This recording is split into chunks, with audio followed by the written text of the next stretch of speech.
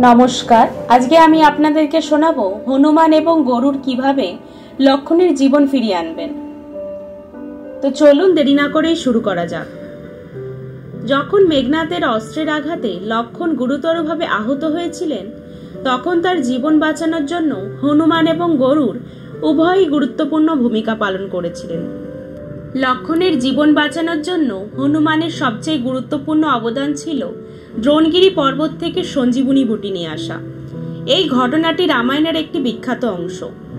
যখন সুসেন বৈদ্য জানালেন যে লক্ষণের জীবন বাঁচানোর জন্য একমাত্র উপায় হল হিমালয়ের দ্রোণগিরি পর্বতে পাওয়া সঞ্জীবনী বুটি, তখন হনুমানকে এই কাজটি করার দায়িত্ব দেওয়া হয়। হনুমান বিশাল শক্তি প্রয়োগ করে হিমালয়ের দিকে উড়ে যান, কিন্তু সেখানে গিয়ে তিনি নির্দিষ্ট ঔষধি গাছটি চিনতে পারছিলেন না।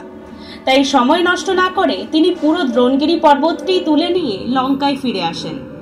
হনুমান পর্বতটি নিয়ে ফিরে আসার পর সুসেন বৈদ্য সঞ্জীবনী বুটি শনাক্ত করেন এবং তা দিয়ে ওষুধ তৈরি করে লক্ষণকে সুস্থ করে তোলেন।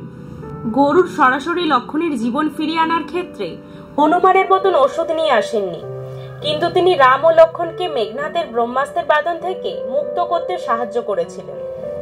রাম ও লক্ষণ যখন মেঘনাদের ব্রহ্মাস্ত্রের আঘাতে জ্ঞান হারান এবং নাগপাশে বাধা পড়েন, তখন তারা সম্পূর্ণ অসহায় হয়ে পড়েন। দেবতারা ব্রহ্মাস্ত্রের প্রভাব থেকে রাম ও লক্ষণকে মুক্ত করার জন্য গরুরকে পাঠান।